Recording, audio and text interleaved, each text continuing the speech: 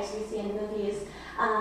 And so my further study of this has kind of led me to think that if we learn about these different types and we come to realize that as we as humans do type people, we can prevent doing that as much and maybe learn how sorting people into types denies their capacities to surprise us. And that may sound really sort of vague, but I think it's valuable in any sort of career, and especially valuable for medicine, because as soon as you type someone as a doctor, when you're working with a patient, you really limit your relationship and I think compromise the quality of care you're delivering. Also, at Wake, I've studied Islam and the history of Islam in Africa, and I'm in preparation for a trip to study a type of historic Islamic development in Egypt and South Africa. So through my study, I came to have a broader notion of what Islam really is, and it really increased my cultural understanding, and especially prepared me to be more open-minded and more receptive on my trip. I think had I not studied some of the literature of Africa, I would not have had the same experience I had in the country. And so that serves as kind of a segue for me to talk about the future of what the humanities could be at Wake Forest, because obviously the university wants something more than just, they make us better people, or they want to know, the people at the university want to know how the humanities matter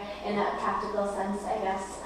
And to me, one of the ways in which the humanities matter in a practical sense is their capacity to educate people and train them for a globalized world. I mean, I gave the example of my study of the humanities, of sort of cultural production in Africa, enriching my experience in Egypt and making me more open-minded. I think that one of a program that could be implemented maybe would be a really comprehensive study abroad program in which you don't just go to Barcelona to have a lot of fun because it is a really fun city, but you go there and you read works of Catalan poetry, and you really immerse yourself in the study of language, and you study the architecture of Barcelona, which is so distinctive.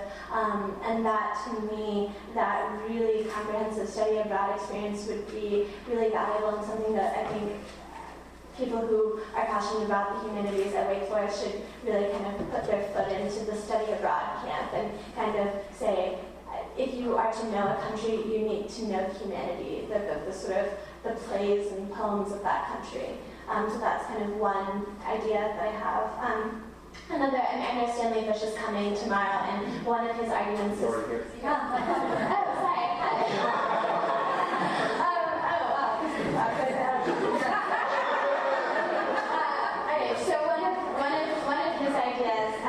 Is that he was kind of giving a counter-argument to the notion that the humanities educate us about other people, and he was saying that in one of his blog posts, like, look to the news and look to kind of popular forms of entertainment, then you can find out about people there, and you can kind of be taught about the way the world works. And I was thinking, well, I wonder what kind of TV he's watching, because I just don't think that is a proper way to get to know more about humans and how we behave as humans.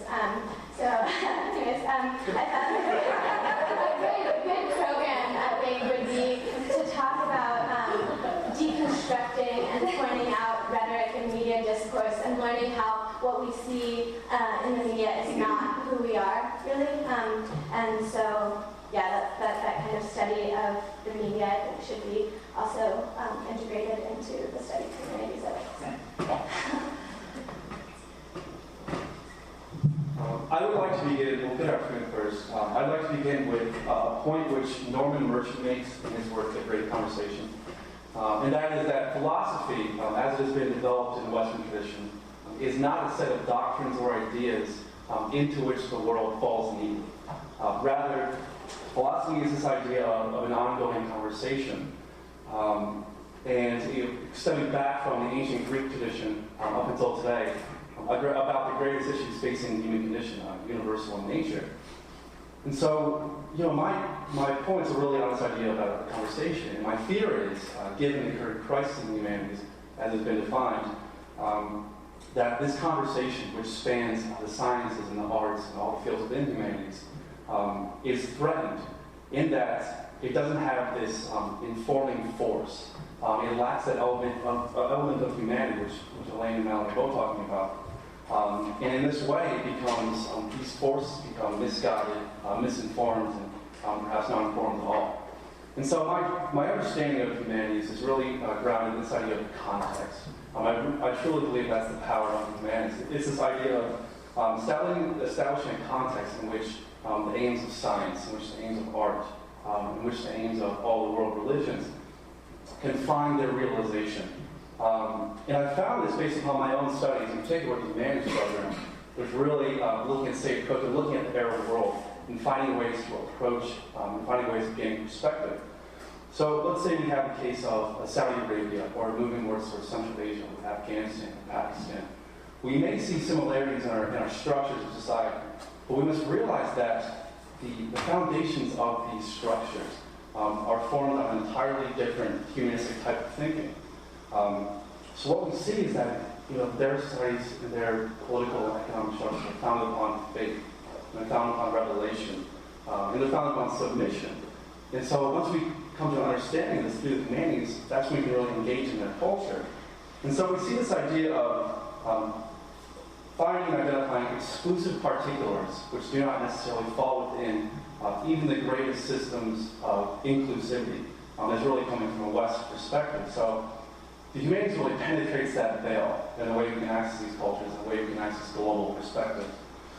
And what it does is it fills these contextual gaps, as it were, so as to gain perspective, so as to facilitate mutual cooperation, mutual understanding. And so my hope for the humanities based on these ideas is really founded in this idea of interdisciplinarity, which you both have mentioned. And because I believe that interdisciplinarity really facilitates and contributes to this ongoing conversation. On this idea that philosophy and humanities is this conversation and needs to keep going in order for our society to develop progress.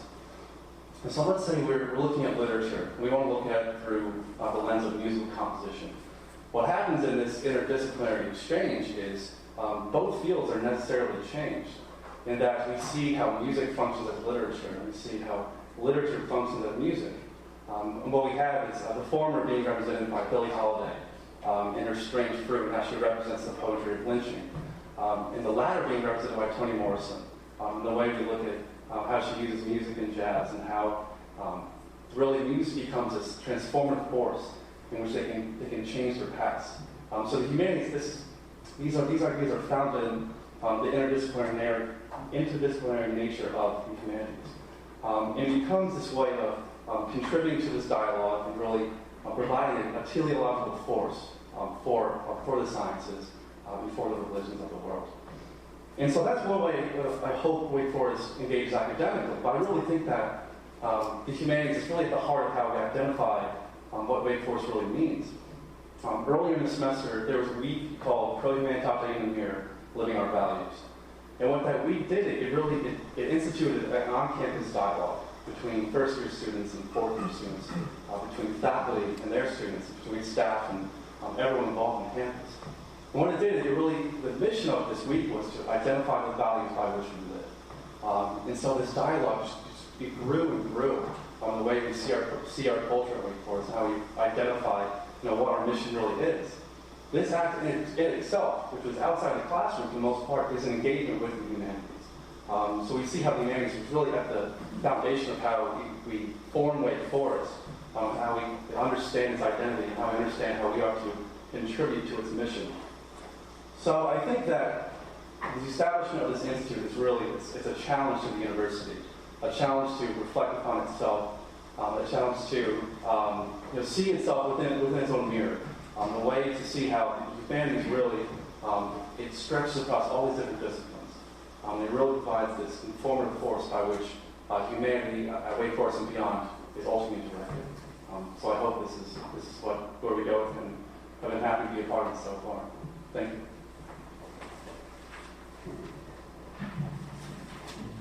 Hi everyone. Thank you all for being here today to celebrate the opening of the Institute. I feel honored to be here to speak on behalf of the Humanities at Wake Forest. The Humanities program at Wake Forest embodies and contributes to the pro-humanitate vision of the university.